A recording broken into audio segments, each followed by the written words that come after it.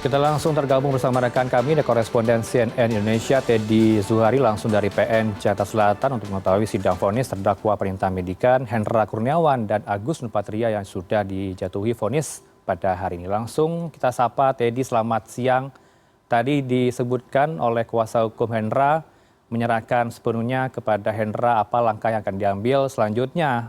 Teddy, apakah pikir-pikir atau banding atau bagaimana? Bisa Anda rekap kembali review apa saja yang memberatkan dan juga meringankan untuk terdakwa Hendra Kurniawan dalam sidang OOJ ini?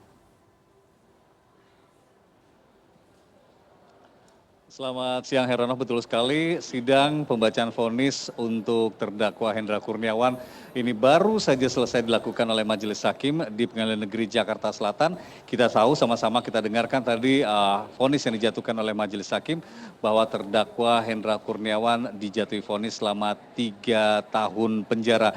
Ini sama dengan tuntutan jaksa penuntut umum pada 27 Januari lalu, di mana saat itu JPU juga menuntut terdakwa dengan tuntutan pidana penjara selama 3 tahun penjara.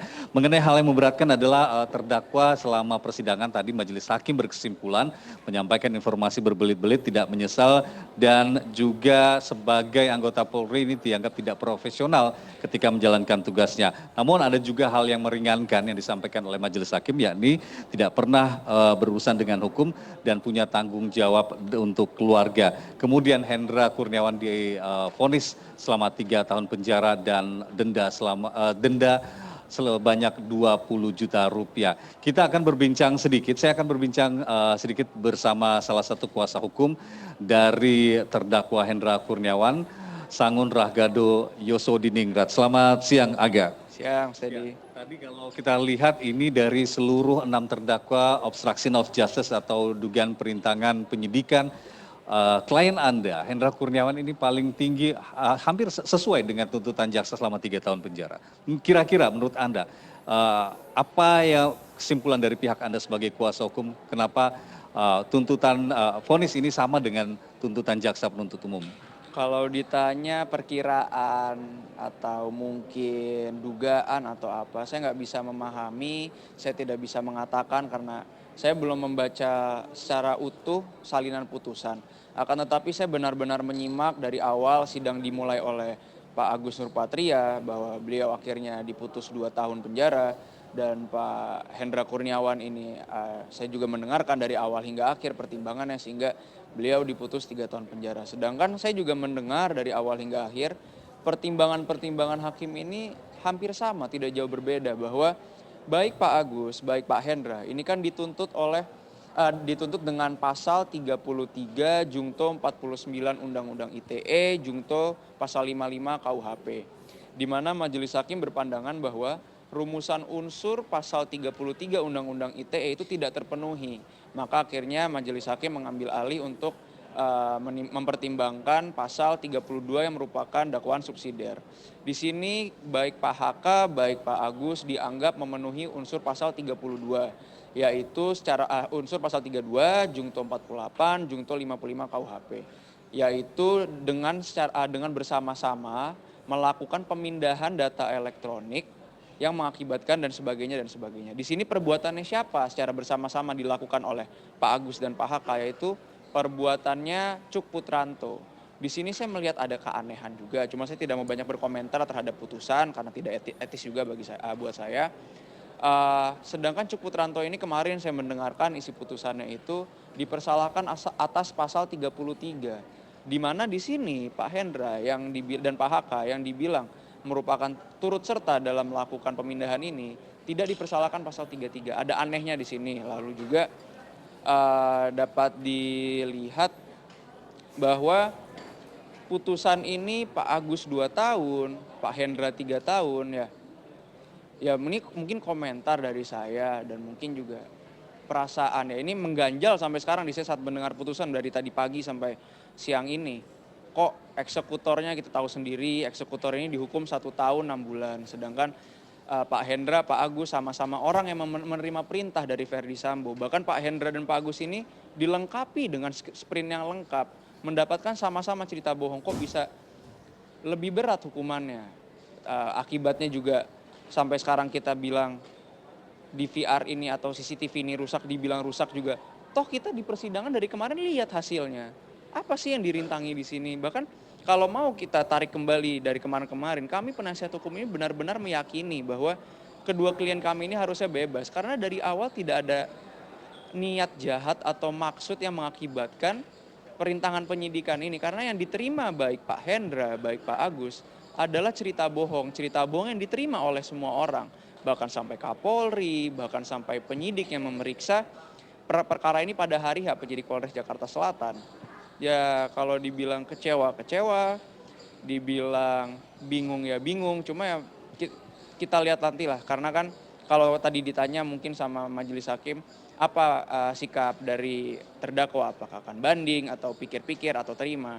Mereka masih akan pikir-pikir karena hak untuk banding ada pada terdakwa, nanti kami akan berdiskusi lebih lanjut kepada terdakwa. Karena tadi setelah sidang kami belum banyak waktu lah untuk diskusi, jadi ya kita lihat ke depannya gimana. Tapi apakah kemungkinannya terdakwa akan melakukan banding menurut Anda? Kemungkinan atau enggak ya saya kembalikan ke mereka, mungkin ya mungkin saja melakukan banding, menerima juga mungkin saja. Saya belum banyak bicara dengan mereka, cuma ya itulah yang saya bilang, ada keganjalan, ada keanehan kok eksekutor 1 tahun 6 bulan, sedangkan mereka ini sama-sama menjalankan perintah, Pak Agus juga menjalankan perintah, kok bisa lebih berat itu sih. Kalau melihat tadi ada unsur memberatkan dan meringankan, sementara unsur memberatkan sendiri ada beberapa poinnya dianggap berbelit-belit, hampir semua terdakwa juga disebut seperti itu oleh majelis hakim selama persidangan, tapi juga ada yang dianggap sopan. Nah untuk klien Anda Pak Hendra Kurniawan ini tadi dianggap berbelit-belit, juga tidak profesional, apakah dilihat lebih detail lagi pangkatnya sebagai perwira tinggi di kepolisian, yang tidak profesional dalam menangani kasus ini, apakah itu kemudian juga bisa dikatakan hal yang memberatkan kemudian majelis hakim berkesimpulan memvonis selama 3 tahun penjara? Kalau ditanya itu ya mungkin saja, karena kan majelis hakim atau hakim dalam menjatuhkan sebuah putusan itu kan berdasarkan keyakinannya, didasari oleh 2 alat bukti yang sah. Ya mungkin berdasarkan keyakinan hakim ini ya Pak Hendra patut untuk dihukum selama 3 tahun. Tapi ya kembali lagi, di mana rasa keadilannya?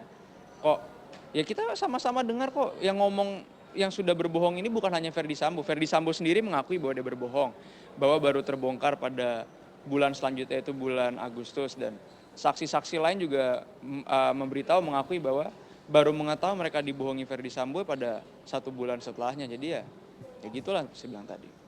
Baik, terima kasih informasi singkatnya Mas Aga. Kalau kita mendengar tadi apa yang disampaikan oleh kuasa hukum dari terdakwa Hendra Kurniawan, Heranov, mungkin kita bisa simpulkan sedikit bahwa mereka masih akan melakukan pembahasan internal lebih jauh, apakah kemudian dari hasil putusan ini akan melakukan banding atau tidak. Tapi kalau melihat secara general dari isi dakwaan atau vonis majelis hakim yang menuntut selama 3 tahun penjara dan membandingkan dengan terdakwa lainnya Hendra Kurniawan, ini paling tinggi vonis tuntutan pidana penjaranya dibandingkan terdakwa lain. Bisa saja kemungkinan besar terdakwa Hendra Kurniawan melakukan upaya melakukan banding, mengingat tadi yang disampaikan beberapa poin oleh pihak kuasa hukumnya bahwa mereka kliennya ini melakukan perintah atas informasi palsu yang disampaikan oleh Ferdy Sambo saat itu.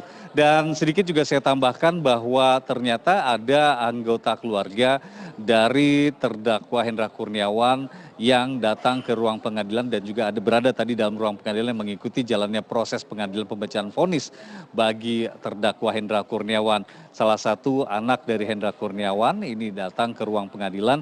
Namun tadi saya coba mengkonfirmasi apakah bersedia untuk memberikan statement, tapi sepertinya keluarga dari Hendra Kurniawan ini masih terlihat bersedih, belum bisa menyampaikan banyak informasi kepada kami para jurnalis, dan kami juga harus menghargai sisi mereka bahwa mereka belum berkeinginan menyampaikan tanggapannya terkait vonis yang disampaikan oleh pihak majelis hakim, dan hanya ada tadi pihak dari kuasa hukum yang menyampaikan informasi bahwa mereka masih akan melakukan diskusi lebih jauh terkait vonis yang diputuskan oleh Majelis Hakim selama 3 tahun pidana penjara dengan denda sebanyak 20 juta rupiah. Selain Hendra Kurniawan sendiri, Heranov, kita tahu bahwa tadi Agus Nurpatria juga menjalani sidang dengan agenda yang sama, yaitu pembacaan vonis oleh Majelis Hakim, di mana Agus Nurpatria ini